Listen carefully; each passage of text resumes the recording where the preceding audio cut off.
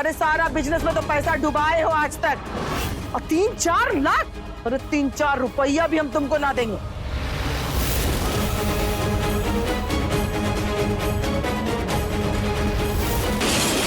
हमको काहे के लिए बुलाई यहाँ?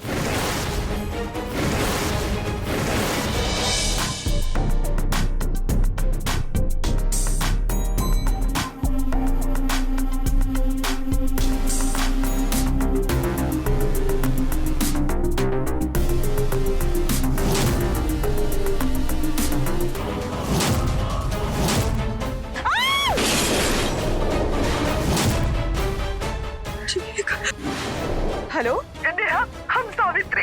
माँ जी, हेलो हेलो माँ जी, हेलो हेलो माँ जी, माँ जी कुछ बोलिए।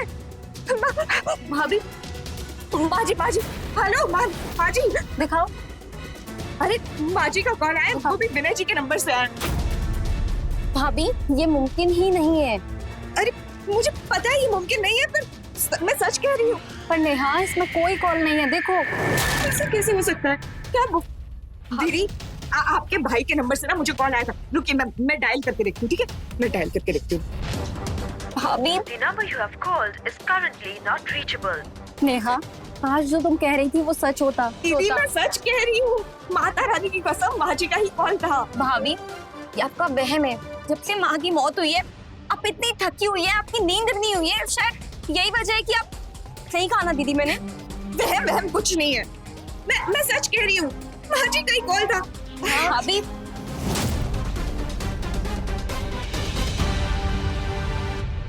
नेहा की हालत दिन पर दिन खराब होती जा रही, शायद 3-4 दिन से सोई नहीं है इसलिए। हाँ ठीक है, मैं समझाती हूँ। भाभी आप बहुत थक गई हैं, चल के सो जाइए ना। मुझे नींद नहीं आ रही है। लेकिन भाभी नेहा बात को समझो, थोड़ा आराम कर लोगी तो तबीयत ठीक हो जाएगी। मैंने कहा ना मुझे नींद नहीं आ रही है, आप लोग सो जाइए।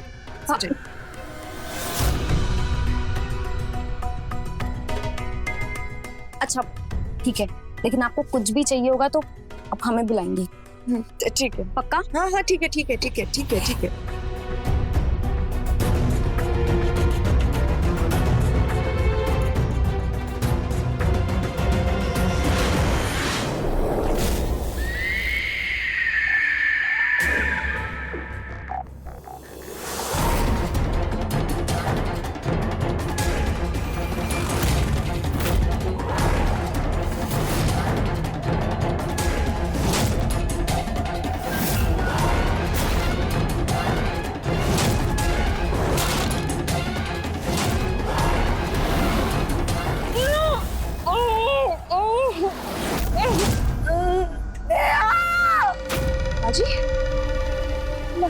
माँ जी मेरा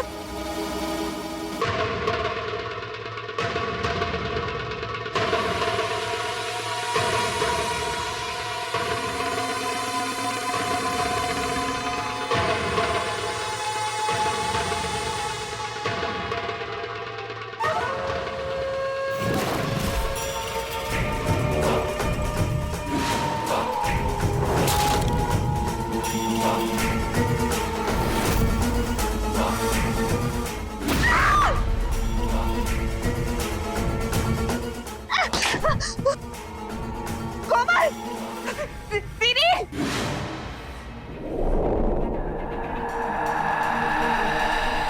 कोमल, दीदी, क्या हुआ नेहा? भाभी क्या हुआ? जरूर तुम कोई बुरा सपना देखा तुमने? मुझे मारना है ना, उसके हाथ में चाकू था, तो मुझे मारना है। कुछ नहीं होगा तुम्हें, कुछ नहीं होगा। कोमल जाके देखो कौन था। बैठो इधर, कोई नहीं मारेगा तुम्हें, कुछ नहीं होगा तुम्हें। बैठो इधर बैठो, कुछ नहीं होगा।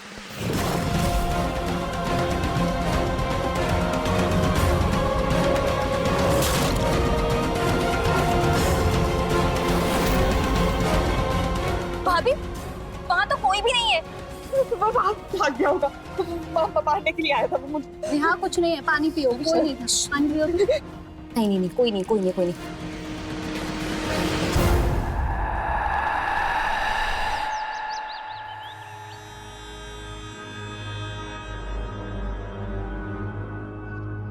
भाभी भाभी ये चाय पी लीजिए। लगता है माँ जी आ गई है। माँ जी, भाभी माँ जी, माँ जी, भाभी माँ जी, माँ जी, माँ जी, माँ जी कहाँ है? हाँ, माँ जी, माँ जी, माँ जी। क्या हुआ नेहा? पता नहीं क्या हो गया है बेचारी को, जब से माँ गई है एकदम पागलों जैसी हरकत करने लगी है।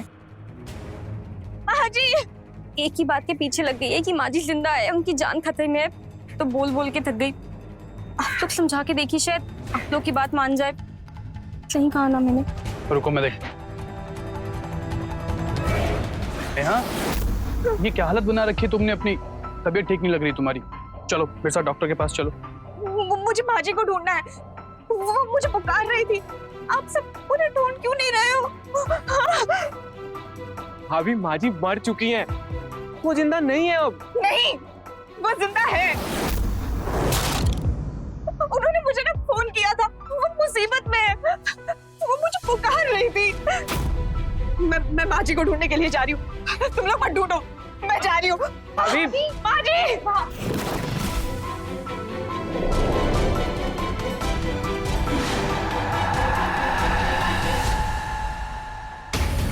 ये कैसे पॉसिबल है?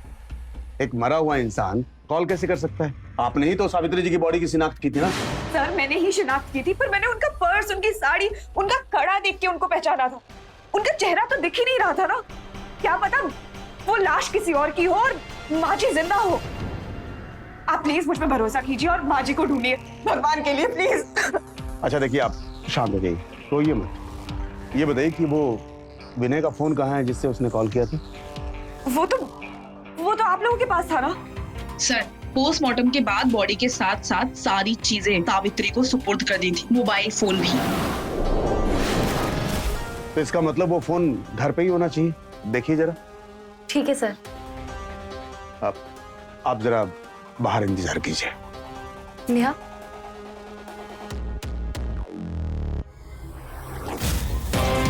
सर आप भी मेरा यकीन नहीं कर रहे ना। अगर आप माँ जी को नहीं ढूंढेंगे ना तो मैं खुद ढूंढूंगी।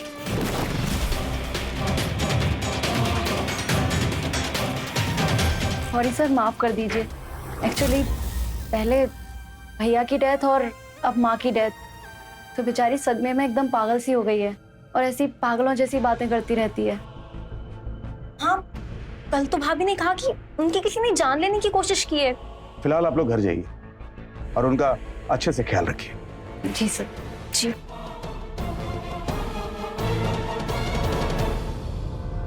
सर, मुझे लग रहा है नेहा अपना मानसिक संतुलन खो रही है।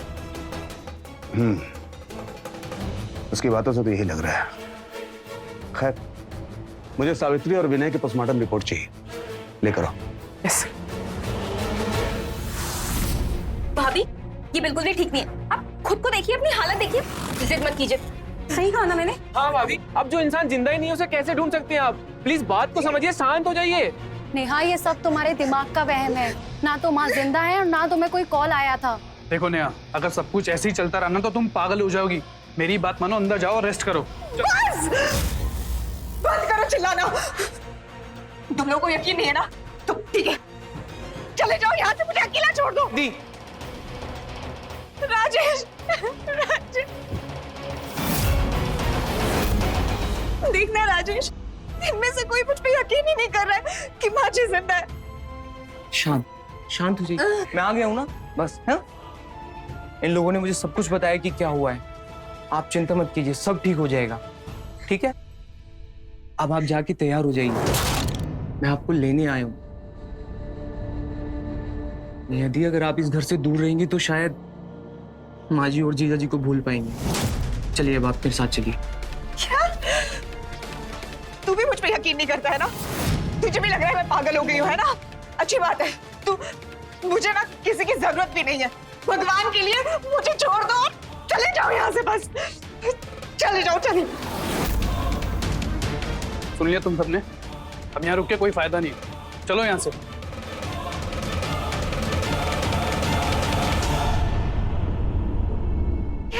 आजाद है ये, कोई फिक्र नहीं है इनको माँ जी की। पता नहीं माँ जी किस हालत में होंगे। मुझे मंदिर जाना चाहिए, मुझे मंदिर। दीदी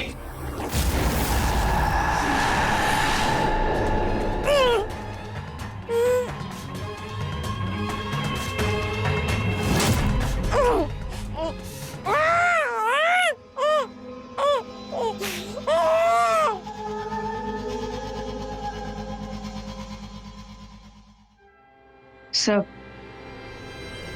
विनय की पोस्टमार्टम रिपोर्ट।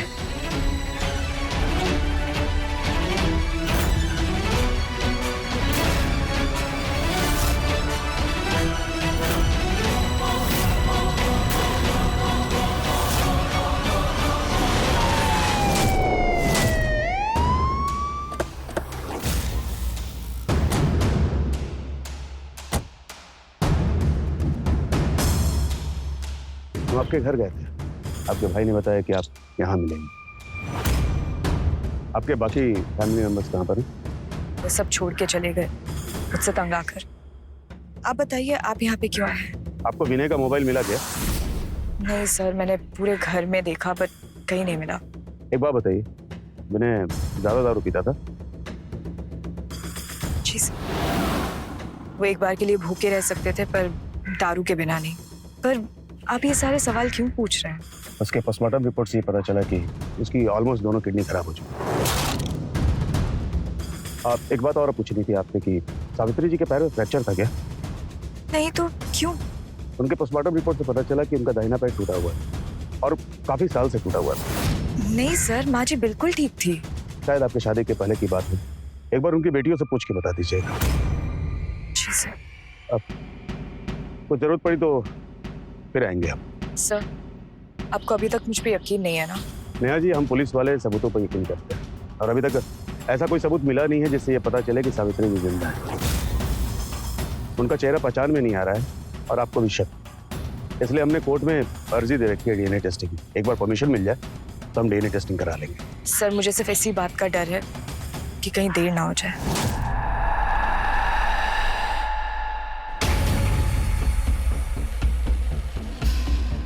उनके कॉल डिटेल्स लो। जी सर।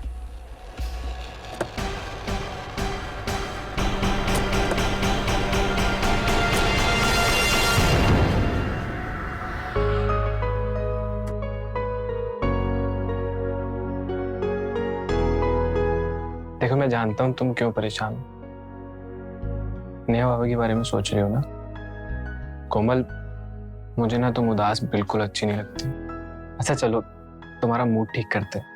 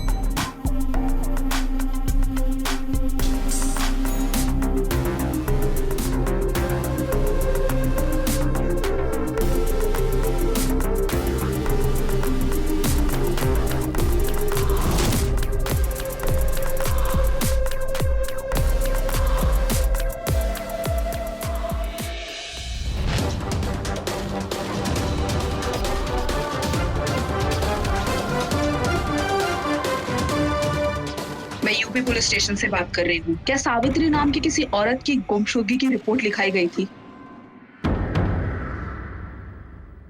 ठीक।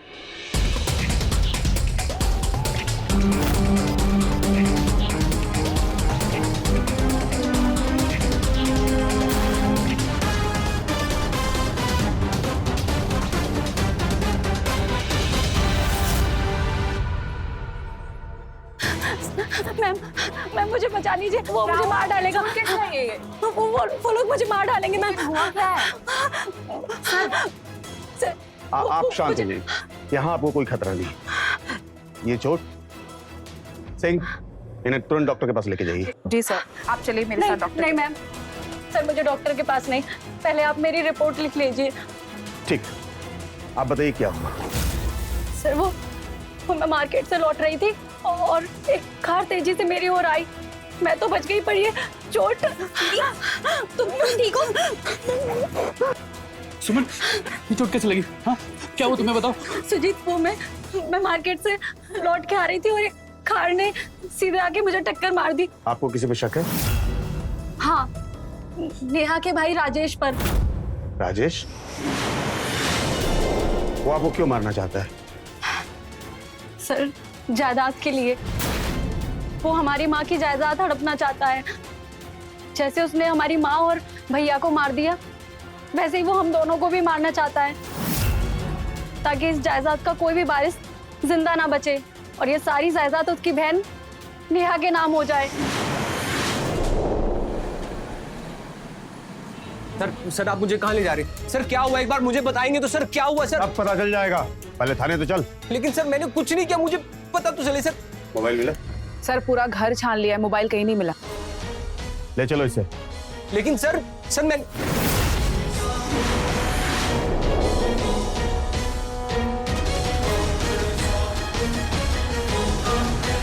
ये विनय का मोबाइल है ना? हाँ सर, ये उसी का मोबाइल है। सर मैं सच बोल रहा हूँ, मुझे नहीं मालूम सर। ले चलो इसे। सर मैं सच बोल रहा हूँ सर। सर मुझे नहीं पता कि ये कहाँ से आया। सर मुझे नहीं पता। सर आपने हमें क्यों अरेस्ट किया है? तुम्हारी ननद सुमन और कोमल ने तुम दोनों के खिलाफ एफआईआर लिखवाई है, उस पर जानलेवा हमला करने के लिए। और उसे यह भी शक है कि तुम दोनों ने मिलकर विनय और सावित्री जी को मारा है। सर ऐसा कुछ नहीं है, कोई गलतफहमी हुई होगी। मेरा भाई कुछ ऐसा गलत नहीं कर सकता। ये मोबाइल विनय का है, इसके घर से मिला है। हो सकता है तुम इस मामले में इन्वॉल्व नहीं होगी, लेकिन इसने अकेले सब कुछ किया है। सर मैं सच बोल रहा हूँ सर, मुझे नहीं पता कि ये मोबाइल मेरे घर कैसे आया। सर मैंने कुछ नहीं किया सर। तुम सही कह रहे हो या गलत, ये तो हम पता लगा ही लेंगे, लेकिन तब तक तुम हमारे कस्टडी में रहोगे और तुम जा सकती हो। याद रखना, शहर छोड़ के ना जाना। ले जाओ इसे। नहीं सर प्लीज। सर नेहा दी, मैंने कुछ नहीं किया। सर राजेश, सर प्लीज छोड़ दीजिए उसे, उसने कुछ नहीं किया है, मैं सच बता रही हूँ।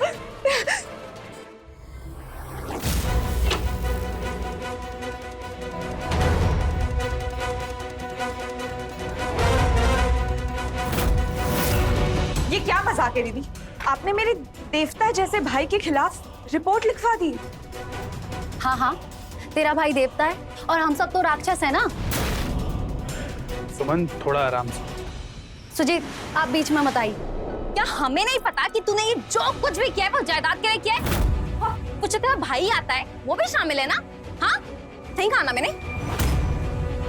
नहीं, ऐसा कुछ नहीं है। ऐसा नहीं है तो तू यहाँ क्यों पड़ी है? क्या बचा है तेरा? इसका मतलब साफ है कि इसकी नीयत में खोट है। मुझे तो अब यकीन हो गया है कि माँ और भाई की जान तूने ही ली है। तुम लोगों को ऐसा लगता है ना कि ये सब मैंने किया है जायदाद के लिए? तो ठीक है, ये रही सेफ की चाबी, तुम लोग अपने पास रखो, ठीक है? मेरा इससे कोई लेना देना नहीं है, पर भगवान के लिए पाजी को ढूंढने में मेरी मदद करो प्लीज। ऐसा है ना, तो हम भी देखते हैं कितनी दूध की धुली है। आओ चलो मेरे साथ, मैं भी देखती हूँ। दीदी, चल। दीदी छोड़िए मुझे।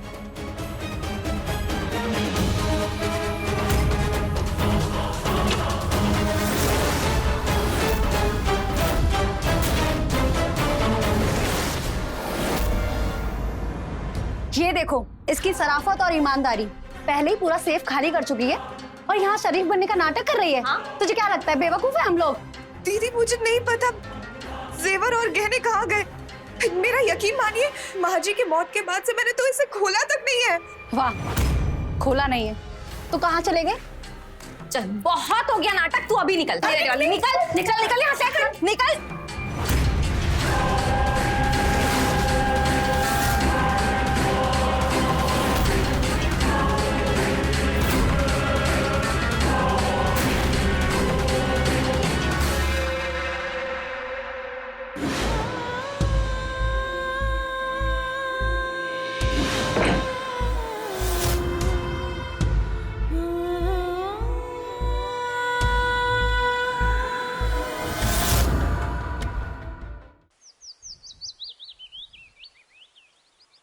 वाह माता जी वाह। मैंने सुना था कि भगवान अपने भक्तों की परीक्षा लेता है उनकी श्रद्धा परखने के लिए, पर ये कैसी परीक्षा थी माँ? आपने तो मुझसे मेरा सब कुछ छीन लिया। मेरे पति मर गए, माँ जी को कुछ पता नहीं चल रहा है, मेरा भाई जेल में है और मुझे मेरे ही घर से धक्के मार के बाहर निकाल दिया गया इस लांछन के साथ कि मैंने ये सब किया है और वो भी दौलत के लिए। ये है मेरा इनाम, मेरी श्रद्धा, मेरी आस्था, मेरी भक्ति का। आपको क्या सुख मिलता है अपने भक्तों को दुखी और लाचार देख के, जो मेरी ऐसी परीक्षा ले रही हो माँ? ठीक है माँ, अब जब आपने मुझसे इतना कुछ छीन लिया है तो एक और चीज छीन लीजिए, मेरे भी प्राण ले लीजिए माँ, मेरे भी प्राण ले लीजिए। मैं और जीना नहीं चाहती, मेरे पास और कोई वजह नहीं है जीने के लिए, मेरे प्राण ले लीजिए।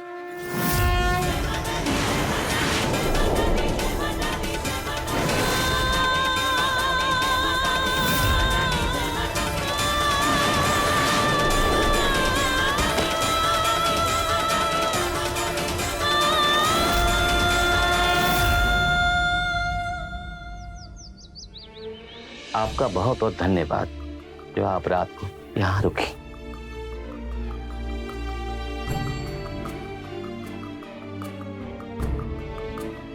बिटिया, तुम्हें होश आ गया? तुम रात भर बेहोश थी और ये डॉक्टर पूरी रात यहाँ थे।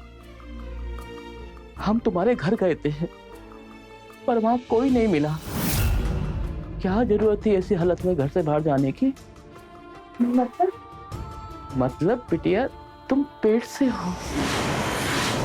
वैसे हमें विनय और सावित्री जी का बहुत दुख है, लेकिन बिटिया कहते हैं ना, ऊपर वाला कुछ लेता है तो कुछ देता भी है। जरूर तुम्हारी भक्ति का ही फल माता रानी ने तुम्हें दिया है। अरे बिटिया क्या हुआ?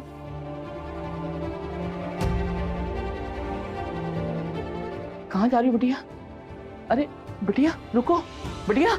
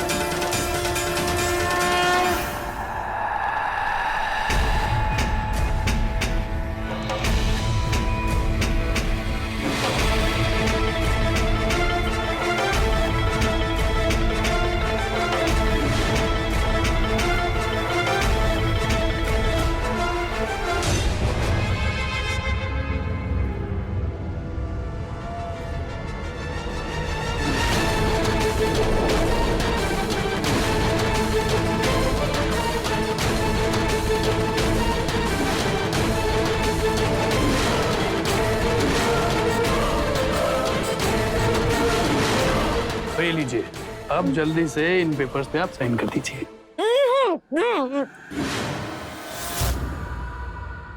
माँ जी,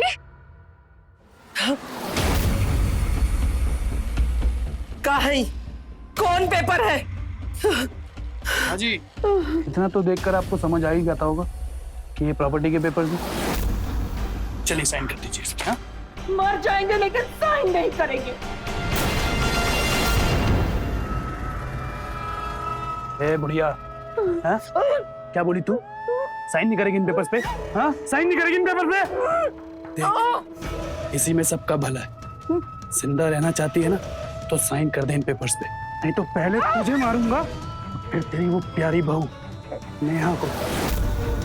और तुम दोनों मर जाओगे एक बार, तो ऑटोमेटिकली ये प्रॉपर्टी मेरे नाम हो ही जाएगी ना, समझी? तो साइन कर इस पे, साइन कर।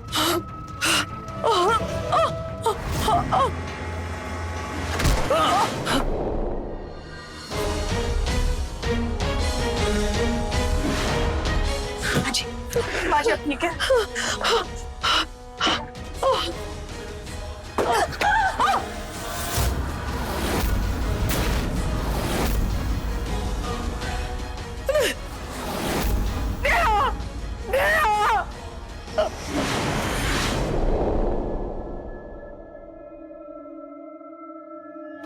उठ जाइए भाई साहब, आ गए हम। उठ जाइए। नेहा तू ठीक तो है? नेहा छोड़ दे हम लोग को।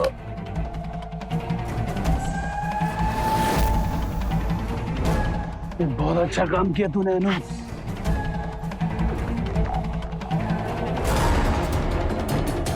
बहुत समझदार निकली तू। आखिरकार इस बुढ़िया को ढूंढ लिया ना तूने, हाँ? पता है भाई साहब, नेहा प्रेग्नेंट है।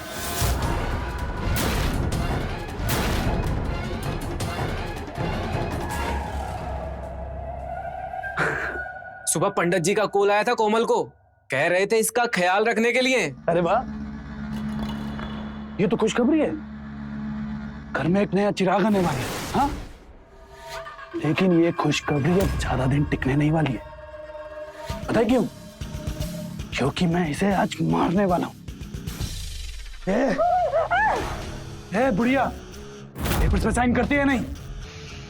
तो इसके साथ साथ तेरे खानदान का चिराग आने से पहले ही बुझ जाएगा। नहीं, छोड़ दो उसको, हम साइन करने के लिए तैयार हैं। अनु, साइन ले इसके। जल्दी कर अनु।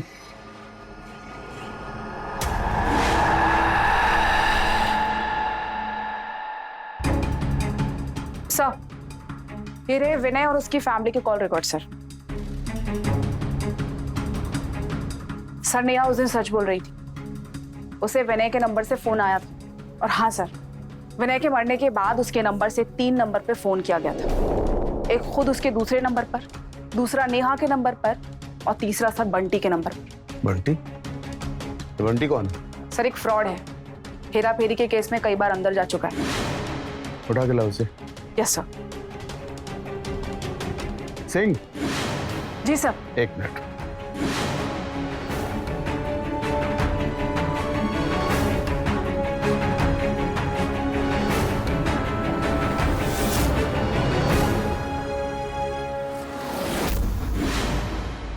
जल्दी कर बुढ़िया।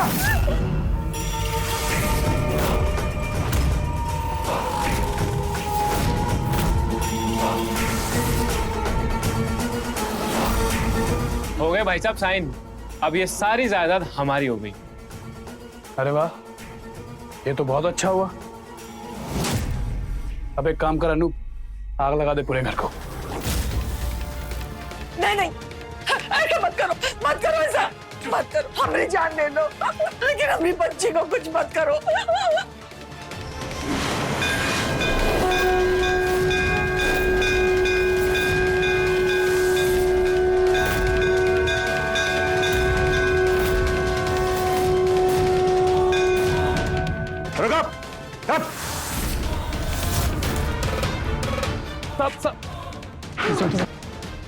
जैसा आप सोच रहे वैसा कुछ नहीं है सर। खेल खत्म तुम लोगों का।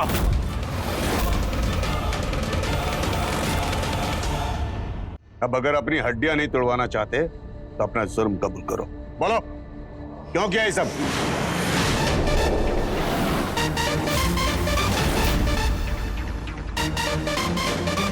जायदाद के लिए। और ये सब तब शुरू हुआ जब इस बुढ़िया ने हमें हमारे दहेज के पैसे देने के लिए मना कर दिया। इसने हमसे वादा किया था कि शादी के बाद हमारे बचे हुए 2-2 लाख रुपए दहेज के हमें दे दे, लेकिन नहीं, वो पैसे भी हम भूल गए। उसके बाद हम दोनों को बिजनेस करना था, उसके लिए पैसे मांगे इनसे।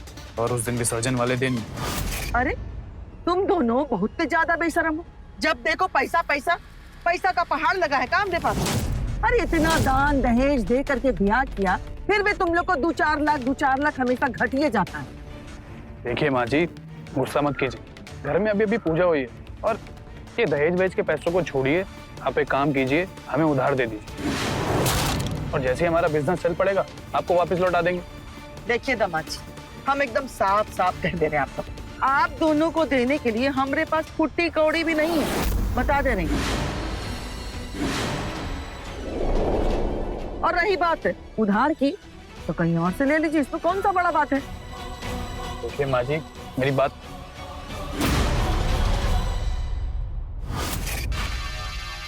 और उसी दिन हमें अच्छे से समझ आ गया कि ये बुढ़िया हमें 1 रुपया नहीं देने वाली, इसलिए हम सबने मिलके एक प्लान बनाया। ये विनय भैया ना पी पी के अपनी नशे की लत में सब पैसे कमा देंगे। देखो अब इन बातों का कोई फायदा नहीं है, कुछ नहीं मिलने वाला, ना पैसा और ना बिजनेस, भूल जाओ सब। पैसा और जायदाद दोनों हमें मिल सकता है, उसके लिए तुम दोनों को हमारा साथ देना होगा। हाँ तो हम दोनों तो हैं, आप प्लान बताइए। सोचो अगर विनय को मार दिया जाए तो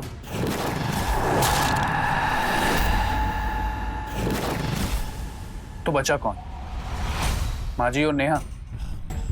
नेहा ठहरी भराई घर की, उसे घर से निकालना बहुत आसान, उसके बाद पूरी जायदाद हम लोगों की। लेकिन उसके लिए उस विनय को रास्ते से हटाना बहुत जरूरी है, तो तुम दोनों मैंने सोच लो, क्योंकि तुम्हारे इकलौता भाई है वो।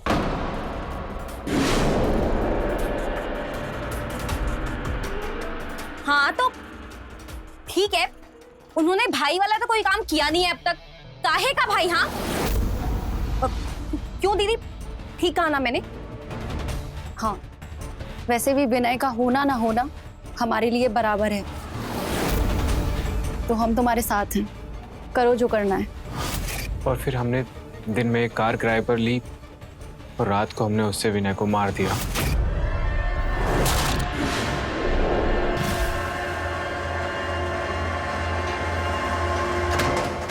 और जैसा हमने सोचा था, सबको ऐसा ही लगा कि वो एक एक्सीडेंट था। और फिर कोमल ने माँ की वसीयत देखी।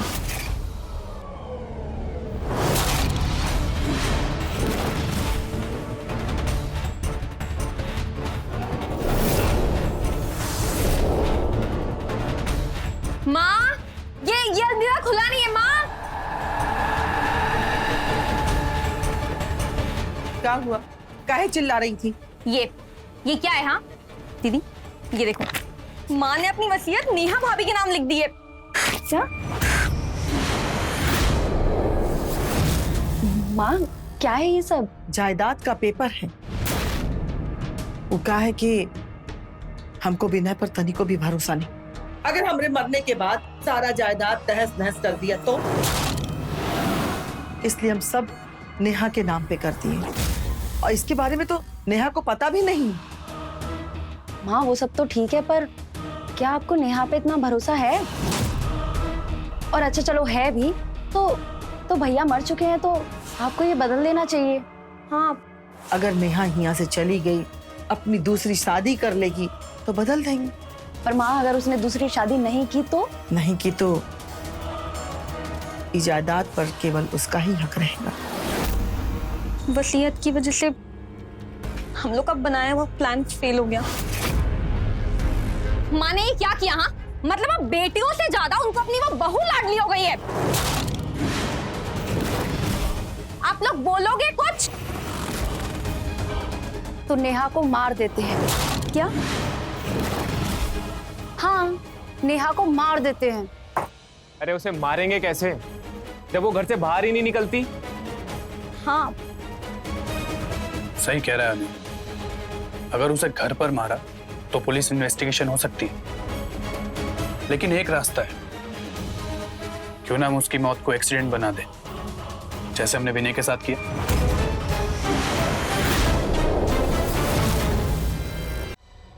पर ये सब करेंगे कैसे? एक और रास्ता है, उसके लिए हमें एक नई वसीयत बनानी होगी और उस पर माँ जी के साइन चाहिए। मैं जानता हूँ कि माँ जी आसानी से साइन नहीं करेंगे। उसके लिए हमें माँ जी को किडनैप करना होगा। किडनैप? लेकिन फिर पुलिस माँ जी को ढूंढेगी, हो सकता है वो हम तक भी पहुंच जाए, तब क्या करेंगे?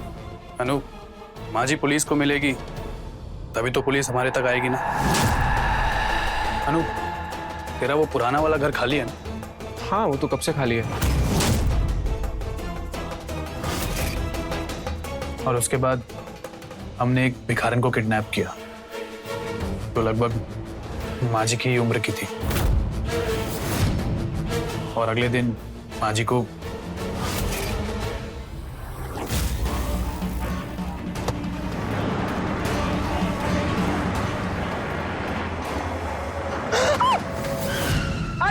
दिखाई नहीं देता है क्या बदतमीज? अरे माँ जी आप, हम तो डर ही गए। भाई साहब भी हैं, चलिए आपको घर छोड़ देते हैं। हाँ हाँ आइए आइए।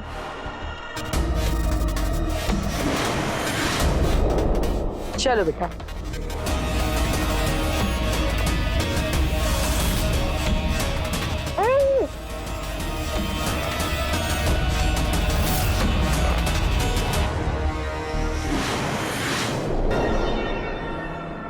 और फिर हमने माँ जी को बेहोश करके उनके कपड़े और गहने उस भिखारन को पहना दिए और रात को उसे सड़क पे लाके मार दिया और उसका सर कुचल दिया जिससे कोई उसे पहचान ना सके।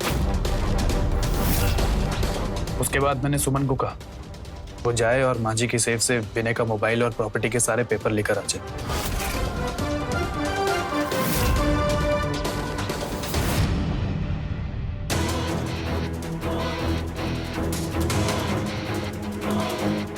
विनय के मोबाइल में 2 सिम थे, एक सिम मैंने रखा और एक अनूप को दिया। हमें जब भी इस मामले के बारे में बात करनी होती थी तो हम वही नंबर्स यूज करते थे और उस बंटी से मैं उसी नंबर से बात करता था और बंटी ने ही प्रॉपर्टी की वसीयत बना के हमें दी थी। हेलो बंटी, वो प्रॉपर्टी के पेपर्स रेडी हो गए क्या? तो जल्दी रेडी करके रखना। फिर मुझसे एक गलती हो गई।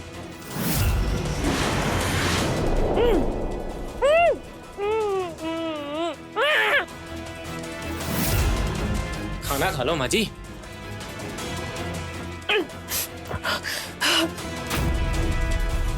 नहीं खाना, हमें खाना। इतना गुस्सा सही नहीं, खाना खा लो वरना जल्दी मर जाओगी। कह दिया ना, नहीं खाना, नहीं खाना। खा लो। आस नहीं आई ना तुझे? सारा कपड़ा खराब कर दिया।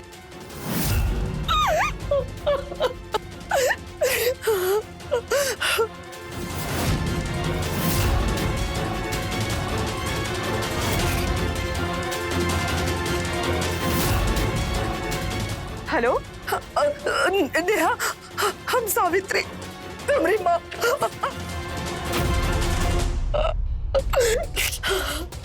इतना सोचा था उससे ज्यादा सातिर निकली तू ना।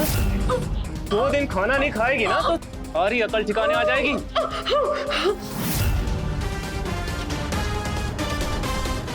मैं भूखी अब। उसे एक फोन कॉल की वजह से नेहा को यकीन हो गया था कि माँ जी जिंदा है। वो अपनी जिद छोड़ दे और घर छोड़ के भाग जाए, इसलिए हमने उस दिन उसे डराया था।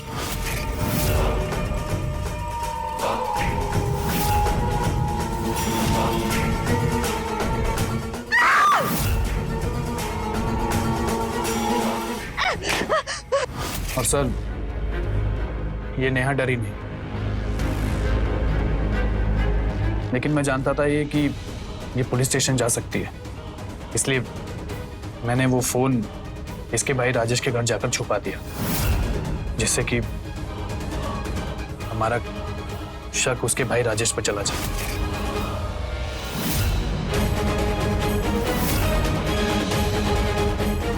और मैंने ही उस दिन सुमन को घायल करकर खुद आपके पास पुलिस स्टेशन आने को कहा था।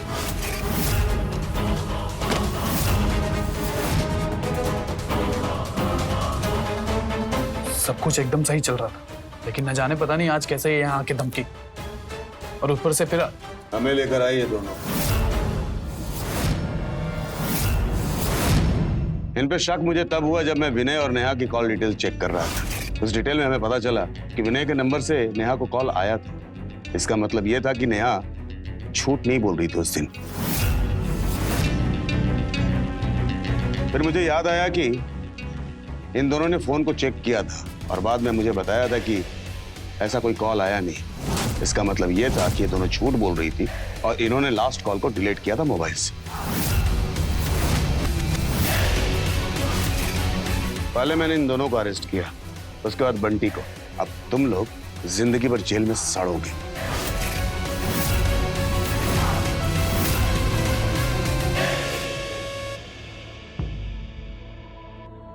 थू है तुम दोनों बेटियों पर। अरे हमरा अपना खून होते हुए हम ही को मारने की कोशिश की, अपने सगा भाई को भी नहीं छोड़ी। अरे डाइन भी ना 7 घर छोड़ देती है, लेकिन तुम दोनों तो डाइन से भी बदतर हो। हमरी बहू जो पराया होके भी हमरी जान बचाने के लिए अपनी जान को दांव पे लगा दी। आज के बाद तुम लोगों से हमारा कोई रिश्ता नहीं, कोई नाता नहीं।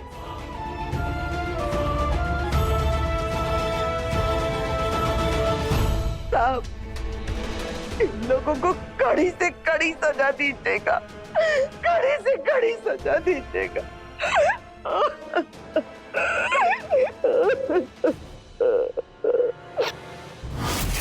एक परिवार बंधा होता है भरोसे की डोर से, पर जब ये डोर टूटती है तो ना सिर्फ एक परिवार बिखरता है बल्कि परिवार के लोगों के जीवन भी बिखर जाते हैं। जैसा कि सावित्री के परिवार के साथ हुआ, उसके बेटियों और दामाद के लालच और विश्वासघात ने उसके परिवार को बिखेर कर रख दिया और उसकी बहू नेहा ने उसकी जान बचाने के लिए अपनी जान तक दांव पर लगा दी। आज हर दूसरे घर में सास बहू के झगड़े के किस्से आम हैं। उनके लिए सावित्री और नेहा किसी मिसाल से कम नहीं है। अगर बहू सच्चे मन से सास को माँ माने तो सास का भी फर्ज बनता है कि एक माँ की तरह उसे दुलार करे, उसे समझे। याद रखें, अगर परिवार आपके साथ खड़ा हो तो खुशियां दोगुनी और गम आधे हो जाते हैं। मैं रवि किशन अब आपसे इजाजत लेता हूं। मिलते हैं क्राइम फाइल्स के अगले दिलचस्प और हैरत अंगेज कहानी के साथ। तो रहें खबरदार, बने होशियार, देखते रहें मेरे साथ क्राइम फाइल्स।